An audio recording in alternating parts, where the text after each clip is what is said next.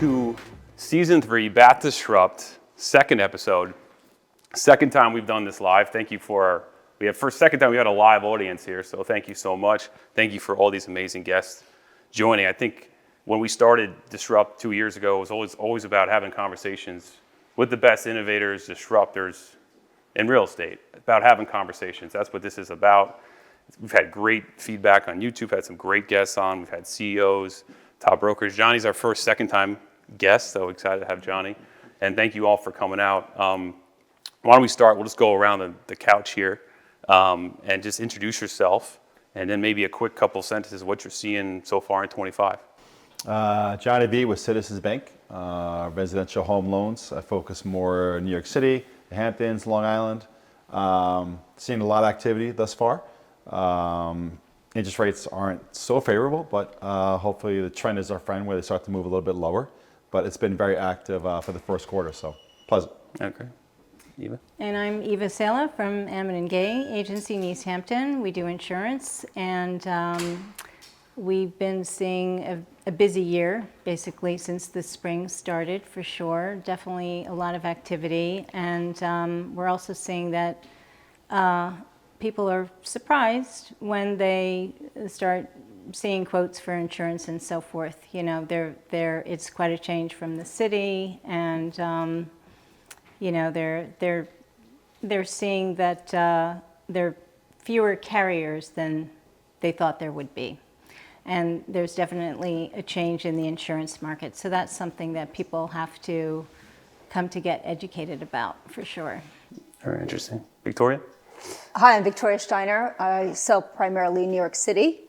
Been doing real estate for the last 22 years, and I was a litigator before that, so I'm an attorney. What I'm seeing for 2025, that when you're bringing product on the market, if it's a house or an apartment, you have to bring your A game. It has to be priced correctly, visually stunning, in order to get a buyer to pull the trigger. Because there's so much inventory that they can pick from, and the price, look, and feel make all the difference to the buyer. My name is Pierre DeBoss. I'm a real estate attorney and co-founding partner of a firm called Romer DeBoss. Our practice is focused in Manhattan and here in the Hamptons. I split my time going back and forth between both markets, but our practice is a residential and commercial transaction focused practice, regionally and also throughout the country. In terms of what I'm seeing to start the year, I'm actually, it's funny, I came into the year rather bullish, and I wasn't aware of all the turmoil we'd be facing, which we'll talk about further today. But I'm seeing one of the busiest quarter ones, or have seen one of the busiest first quarters that I've seen my entire career, which would be counterintuitive to everything going on. So, that optimism, I think, is still maintaining its, validity, and I'm hoping it continues to start the rest of the year. That's great. I know at Compass we were talking about like thrive in 25, and then 25 hit, and we were like, oh, maybe it's survive in 25. I don't know. We got to work on that wordplay. But Johnny, back to you. I mean, I've known you since I'm your first finance deal out here, right? I take that. I need a plaque or something. I first met Johnny years ago, and you guys are all great testament too. I think being in New York City, being in the Hamptons, kind of being in both those markets. Maybe like, what have you all seen? And Johnny, maybe you first, like since you first started coming out here and working. And what have you seen change in the Hamptons since you first started coming out here? I think it's a lot of crossover. So I think it's important, to be in both markets as much as New Jersey, Connecticut, Florida. But for myself, nothing better than staying active and touching as many brokers as possible from a lending perspective. So for me, it's all about creating as many at bats as possible. Mm-hmm. But it's also just being consistent through the markets, and whether it's Hamptons, New York City, showing up once, twice a week, not just coming in once a quarter. But obviously, one thing is definitely the price changes, of course, everything's gotten much larger, if you will. So, and inventory is just consistent. So when I say that, it's just with regards to pricing, appraisals are coming in where they should be coming in, and haven't any issues in that respect. So, yeah. I mean, the rates, what are rates now? What are rates like today? That's 6 1/8, 6 1/4. Yeah. What's really interesting is the Hamptons, 6.8. What were they like when we first, 2017? What was that? Not to put you on the spot, or maybe put you on the spot, but You don't have it memorized? No, I don't actually know. It was probably a couple than points, probably. right? COVID happened. Average, right? Yeah, a couple points. But I mean, the Hamptons too. You have I think you have like 1,300 homes on the market that were still down a bunch. You have this high rates. Like, I mean, do you think they're going to come down? I think they will definitely come down, but still, I was talking to Joe earlier. I've never seen more customers where they don't want to take money out of the market now. Whether it's like they've taken losses. So I was telling Joe I have someone right now taking out a $13 million mortgage, which I would have never got that years ago. But for now, he's like, listen, let me just borrow as much as I can, leverage it, and then once the market recoups, maybe I could just pay the mortgage down, interest only. A lot of our customers are, Citizens all about deposits, move over assets. It's our own portfolio, so we just can't lend all the money. We have to get some money back in. So customers still being able to leverage the bank, the portfolio, move over money, and still get to like the mid to high fives. So, but I think moving forward, I think we could definitely see the rates dropping a quarter to a half. But I still think this is kind of the norm for the next like 6 months to a year for the most part with rates. Really interesting. Well, even going to you, I mean, when did you start in insurance, and then like how has that changed since like today's market? So I started 9 years ago at Ammon & Gay, and I do see a really big change since COVID, because basically post-COVID inflation has really driven up the home construction costs in terms of labor and materials a lot. So now what used to cost $1 million replacement cost home. That's, insurance is all about the replacement cost of the home. So say a $1 million dwelling home before COVID is now, I'm not sure what, but closer to $2 million. So that's really driving up premium. And then we've seen a lot more natural, extreme weather events going on across the country, and more just major storms happening here as well, and that's driving up premium a lot. So we're seeing that, and we're seeing a change in carriers. Some have pulled out, some have put a pause on issuing new business. Others have come into the market, and people buying homes are seeing there are not really all that many options, and the carriers that are there are rather finicky. So older homes may have a problem, not a problem, but more of a challenge, like older roofs, that kind of thing. Carriers like homes that are, if they're going to be older, they want them updated recently in terms of plumbing and heating, electric, roof, newer roof, that kind of stuff.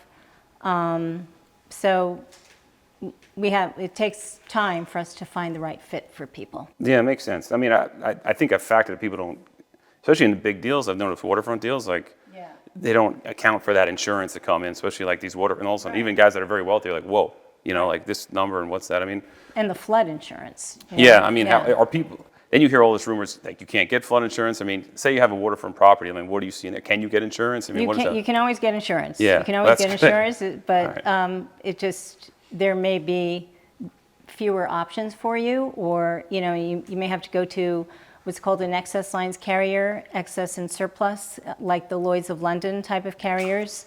That's who you go to when you've been declined by the regular admitted carriers, the standard carriers.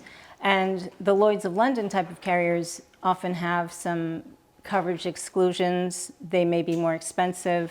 They may have less flexible payment terms, stuff like that. So it's good to get started on the whole insurance process earlier on. I mean, who are the two, and we'll go to you, Victoria, next, but who are the top two out here that you see, that you recommend also, that you see people take insurance carriers? Like carriers? Yeah. So for the higher end homes, the high value homes, it would be private client carriers.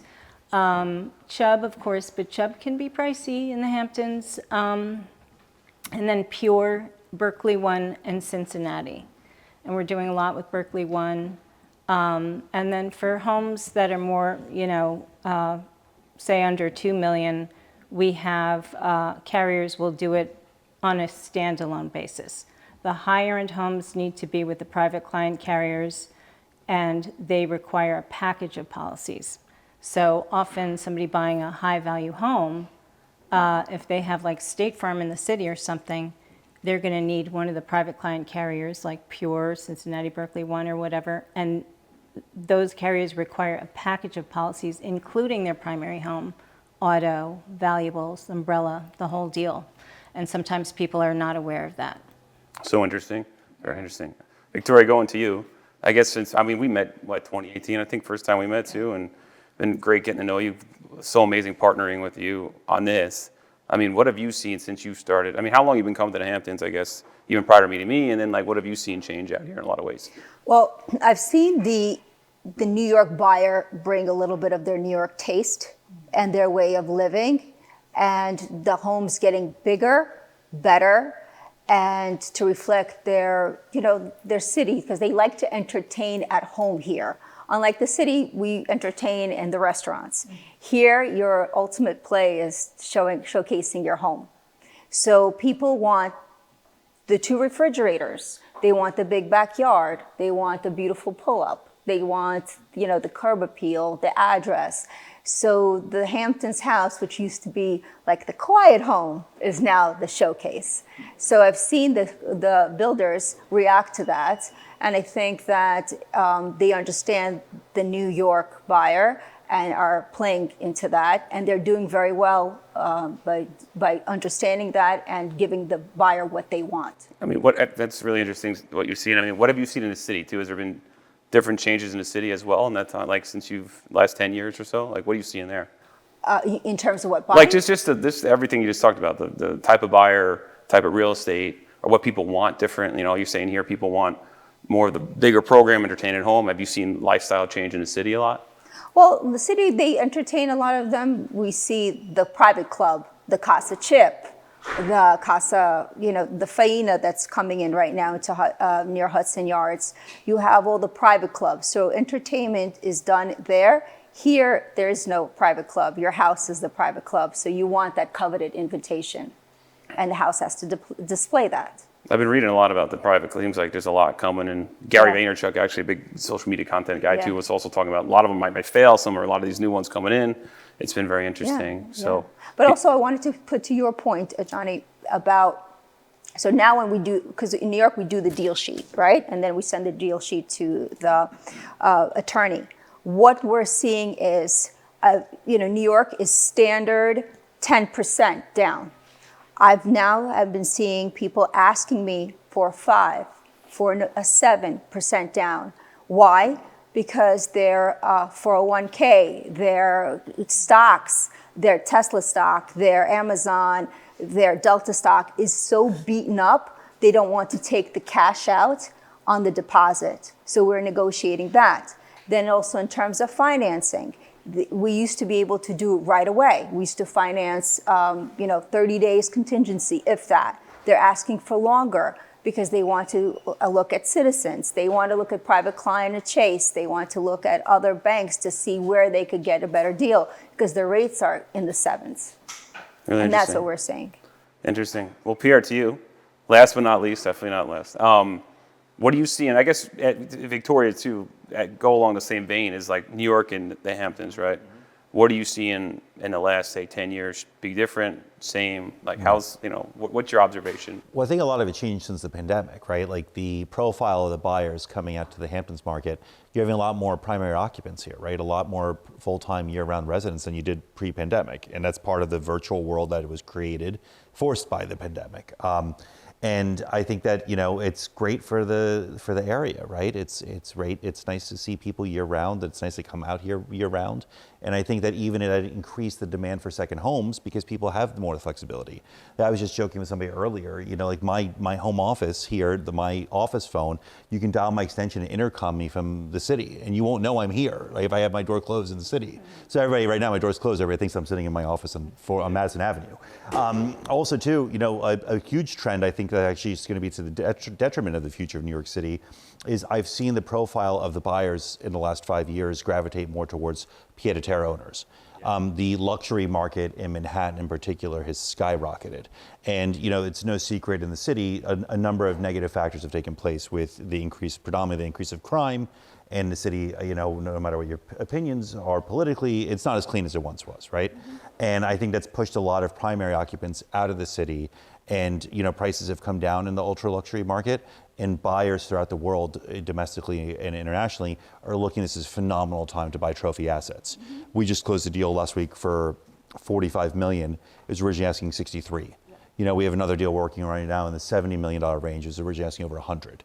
But those are buyers who, that sounds great, right? But it's not good for the future of the cities. These aren't buyers that are paying income tax. They're not here. They're barely, what's the aggregate number of days they're in the city? 45, 60 maximum. What do they contribute to the local economy? So I think that Manhattan is becoming more of a pied-à-terre city, which as a resident, of New York and living in both places, that does concern me. Professionally, it's been nice, but I don't think, it's good for the future of the city. Yeah, it's really interesting. I mean, as a, local guy that grew up here and watching it evolve too, just, to talk about what we've just been talking about the last 10 years. I say the Hamptons went from a resort town to a country town. And I think technology has really, done a lot for it. I mean, my wife is here, Courtney, hi. But we have like 4 young kids and 3 of them like go to private school out here. We see that the population has stayed very high. And you see a lot of this, and I agree with you. I've been seeing a lot of that noise from real estate influencers or people or brokers or attorneys saying, New York City is becoming the peer-to-peer market, capital of the world. And one good thing about being in a company like Compass, nationwide company, talked to a lot of brokers all over, and I feel like that's a general theme that, the country areas, or especially affluent country areas, are becoming these kind of primaries in a lot of ways, where you see these urban areas becoming peer-to-peer kind of markets. And I think it's also seen an arrival of this like newer money coming in too, that I think they just buy differently, and it's really lifestyle generated, I think, less than society generated.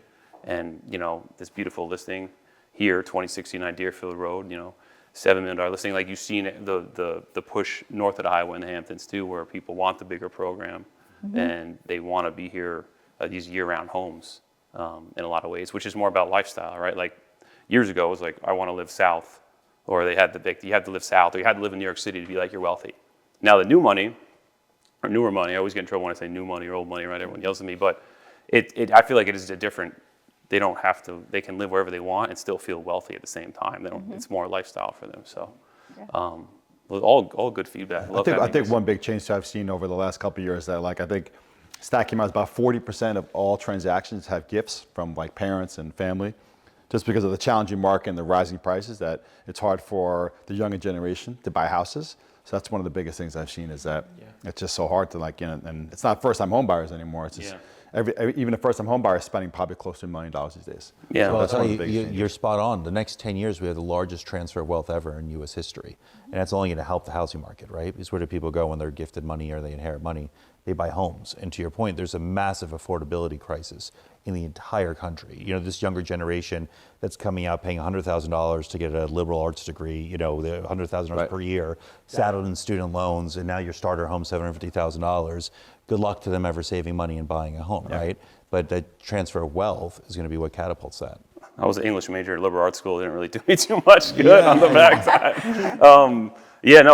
I saw actually Leonard Steinberg in Compass as well. Like, he sends out this email, and I'll steal this number from him, but he had one of his emails every morning he sends out. I clipped it from him, but it said that the millennials actually, I think around the beginning of COVID, had like 4 or 5 trillion in assets. Now, like 15 to 16 trillion in assets. So I think you are seeing this massive transfer of wealth. I think in these sub-markets, it's like we're in a different world. Like these bubbles, New York, you have the Hamptons, these kind of certain areas in the country. It's just a completely different vibe here. And this type of discussion, but you're seeing even you talk about Phil Knight from Nike, right? He's 85 years old. His son is 42 years old. He's worth a lot of billions of dollars. So you're seeing how is that when that buyer comes into the market, or that person comes into the market, how they interact, what are they buying, what kind of homes are they buying? It's a really interesting time. Shifting gears to the future. What's anyone can answer this at any time. What's everyone's prediction on the future? What's happening? What's 26 and beyond? What are we doing? Any Who wants ideas? to jump on that one? Oh yeah, I don't know. I'll jump on it. It's all tied to interest rates, right? Like that's what everything boils down to that. Like I was asked the other question the other day that, all right, the equity markets have taken a massive hit.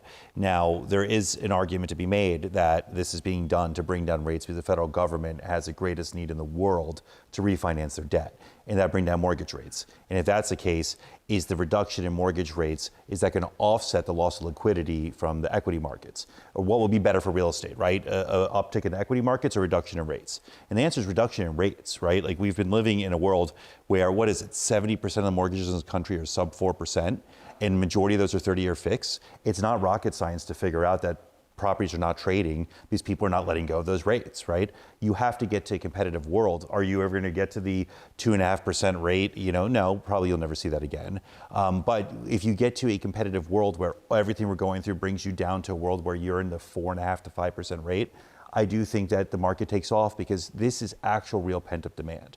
Like during the pandemic, we shut down for 6 months and the market skyrocketed. That wasn't pent-up demand. There's a massive relocation of society and people taking advantage of all the stimulus and low rates. This is 3 years of historical low sales volume in every market in America. So this, at some point, people have to move. People procreated in the last 3 years, right? People got divorced, people died, people have to move. Companies are calling people back to the office. Working in your Manhattan job from your ski house in Colorado is no longer an option, right?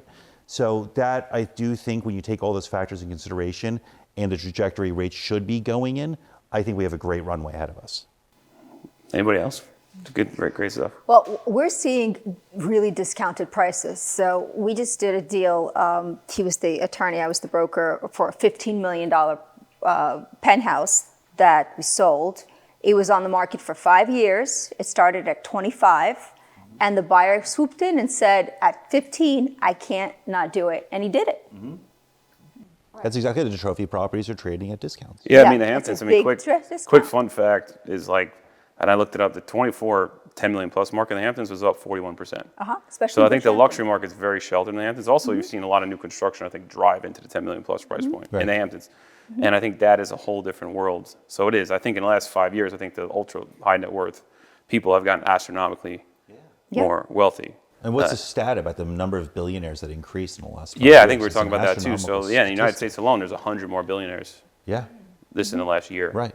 So and I then we're think- in the 2 biggest bubbles of wealth in the entire country, arguably 2 of the biggest in the entire world. I always tell people, I think the Hamptons, and I've talked to buyers about, I was talking to a guy about this yesterday, I think the sales volume is not the whole story. And I know it's easy to be like, oh, the Hamptons market, and even brokers will talk to them oh, how's the Hamptons market? I'm like, there's more demand here than I've ever seen in my entire life. The problem is inventory, which is still down. If you had rates of 2016 and we had another 500 homes on the market in the Hamptons, I mean, this market would be through the ceiling in a lot of ways. But there's just not, there's demand. I think the buyers in the Hamptons specifically, and this might be in New York, Victoria, maybe we could go to you with this, but they're trying to figure out where this market is. You got these numbers and these prices in the Hamptons, they haven't really dipped lower than 2022 levels. They've kind of moved like that, but they haven't moved. I mean, what are you seeing in New York, Victoria? I'm not seeing developers starting new projects. We're seeing building permits down, and I think that's going to affect pricing to going forward. So if you have something that you have your eye on, buy it, because that's something that is going to be worth a lot more money between the tariffs, lack of people to be working on the projects. I see painter crews, they used to have 15 people, they show up now with 5. Where are the workers? They're not here. So, and I think that's going to drive up the demand here also. Something like this is ready to go. It has a C of O, it's sold. To build this today, how much would it cost? I don't think any developer could answer that question. Yeah, it's curious in the Hamptons too. Actually, a few weeks ago, I probably felt a little differently, but there's a bunch of new construction land that just came on the market in the Hamptons, south of the highway. $6-7 million bucks, big numbers. A lot of developers want to make that work in the 5s. And then I just found out, I didn't think, it was sitting there, some guys were bidding low, and I just found out literally all of them are going into contract from a development standpoint. So what I think I've noticed about the Hamptons new development market is that developers have built into this and continued to go through the teeth of it up and down no matter what, which is a really interesting Right, to see. because the only thing you can control is the land grab, right? Yeah. The full rent. But the rest of the stuff you could hold, wait 3-4 years out to see what our new president will do and Yeah. how much things will cost. Because the only thing you know right now is the value of the land. Yeah. Johnny, what do you think? What's your thoughts, man? Deep in thought over here. What do you think? Where are the rates? So where were we in 26, man? We going down? We going how much? No, we're definitely going down. But one thing we also up here in Victoria, we deal a lot more in the cities. A lot of these buildings, maybe that's why they're not building so much anymore, because Local 11 and Schwamp and a lot of these buildings aren't, they're deemed not safe, if you will. That happened after COVID. So we're trying to get to that, and hopefully it gets better in the next couple of years with regards to condos and co-ops. Again, more in New York City, but that's an issue of non-warrantable, warrantable, but we're kind of getting through that phase and, dealing with, as long as the profile of the customer is solid, we're still lending, so. But besides that, Is it harder or easier to get people approved? It's fine. No. He gets everybody approved. Yeah. You do make it happen. Yeah. That's how I started working. You got When 2 you work with a weeks. portfolio lender, it's a lot easier because the box is a Yeah. lot bigger, and we don't have to worry about sending it out to investors or brokers. So it's Yeah. in-house. So Yeah. definitely easier. Eva, what about insurance? I mean, year out from now, I mean, what do you think? How is that? Is it going to get easier out here, worse? I mean, what's your thoughts? A year out, probably about the same, There are going to be a few standard admitted carriers. There are going to be probably a few more what they call the excess lines carriers, and there are going to be some good ones that I think are more tailored towards high-value homes. But I don't know. It's hard to say. I think a lot of the changes in the insurance market are also driven by extreme weather events that happen not just here, but all over the country, and that's going to continue. So it'll probably continue to be a little bit challenging, a little expensive, and that's what we're dealing with for a while. Beyond that, I can't see, don't know. Yeah. Okay, interesting. All right, well, I sit on Yeah, the go ahead. condo board to your, and we just every year we raise for whatever salaries, building needs new infrastructure. Our biggest concern for next year as a condo board in terms of elevating our common charges is insurance, because between the wildfires and the floods all over happening in the country, it's going to affect us. And we know that. So right now we're budgeting at least 10% from whatever we're taking in to soften the blow to the condo owners once our new rate comes in from the insurance. It's so scary, like right now what we're thinking. Yeah, You it's a see mess. this. All the time. I mean, insurance carriers don't want to insure. They're pulling out of the East End market left and right. How many insurance companies are willing to insure here? It's really like less than 2 handfuls. Yeah, and in the last 2 years, premiums have gone up, what, 40%? 20 to 40% roughly? Yeah. I mean, that's, it seems like we were getting punished for a lot of like the Florida storms and whatnot too. It's They not have to even like spread the it's losses not even like around. we got hit with a major Yeah. hurricane here, which is Right, really right. interesting too. It's- God forbid we do, right. but I mean that would even put us. But they're preemptively pulling out of what they deem to be high-risk markets, Yeah. Right. partially, due to the losses they've incurred, and partially just because they actually have to pay out insurance for a change, right? Like it's a huge problem. It's a huge problem. Okay. All right. Last, then we got a Compass office meeting coming here, so Yeah. we'll rapid fire this on the couch here. But 2-part question: What are you most excited about in your business? One, and then second one, you can start either or. Start on the darker one and the lighter one. The darker one is what keeps you up at night, which I ask every guest that comes on Disrupt, which is always a great question. So, what are you most excited about in your business? What are you looking forward to? And then what's keeping you up at night these days? I have 3 kids. Besides children. I have 3 kids in college. That keeps me up. Yeah. Going to the Satai. Yeah. Nothing, just like obviously every day I wake up, first thing I do is look at the 10-year treasury, tariffs, this and that. So what keeps me up at night is, thank God I've been mortgages for like 25 years. So I have a steady book of business. I work a lot.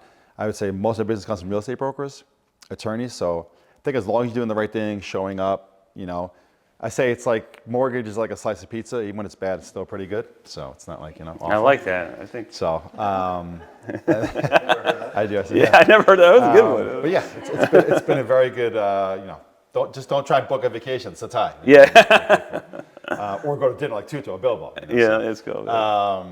And besides that, I'm just excited. I'm excited, in my industry, it's all about connecting with people, showing up, and a lot of people are like, oh, Johnny, this and that, but I think it's more staying active, and it's cliche, but activities bring leads bring deals, and you can't be so short term. You got to be think big picture and long term, and it's all about connecting people and building relationships. So No, we had one of our first guests on Disrupt was Stephen Shane. He's #1 Compass agent, #1 agent in Aspen, just in general.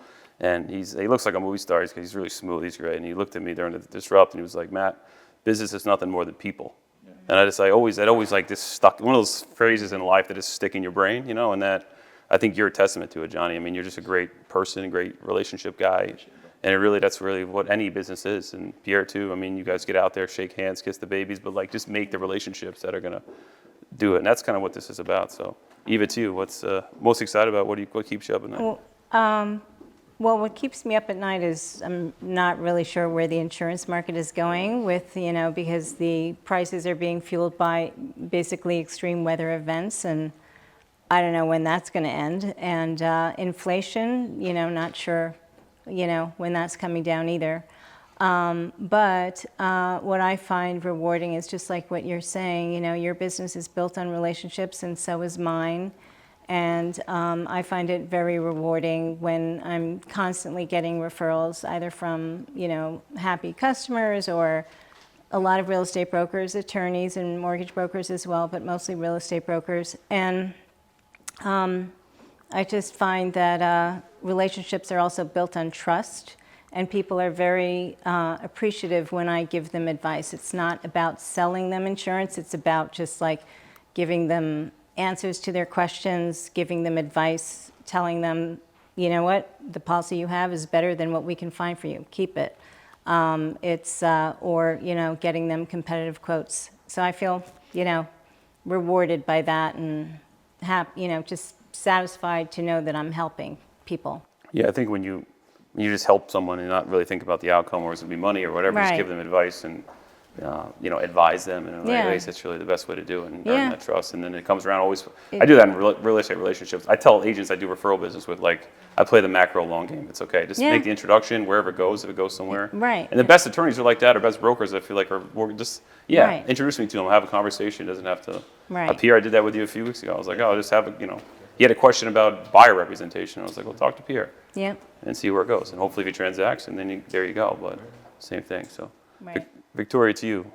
The thing that keeps me up at night is basically, the things that I can't control. I can't control the wars. I can't control the tariffs. I can't control the rates. But Yeah. what I can control is the way I feel about it, and just putting my head down, working, going to the gym. That's getting on my SoulCycle bike, kissing my dog, loving my kids, and being there for my customers. So that's what is the long game for me.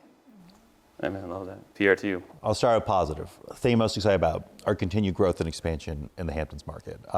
We opened up our office in the beginning of 2024, and luckily we got off to a great start. We closed the largest deal in the entire Hamptons last year at $80 million. It was the top deal of the year. And it's largely due to the support of a lot of people in this room. And I'm extraordinarily bullish. My other name partner in my law firm, Michael Romer, teases me. It's my happy place when I'm out here. And I've been reinvigorated. And it's a great community. The people are amazing. And I've had a ton of fun. And luckily, we've expanded earlier this year. One of my newest partners, somewhere roaming around here, Rob Connolly, who's based full-time out here, is East Hampton town attorney, and been practicing as long as I have, having his own practice, just joined our firm as a partner to be our full-time boots on the ground in our Hamptons office. And just in that short period of time, having that growth and level of success is exciting. So that's what I'm most excited about. What keeps me up at night, interest rates. All my brilliant predictions for why rates will be coming down have been wrong a number of times the last 3 years. And every time I get a ray of light or glimmer of hope, there's something negative that happens in the world that detracts from that. So that's my biggest fear, is that we continue waiting for that light at the end of the tunnel, where the market goes back to level consistency in normal transaction activity. I am remaining optimistic. I do go to the gym and do whatever mental Jedi mind tricks I have to do to myself to keep myself sane.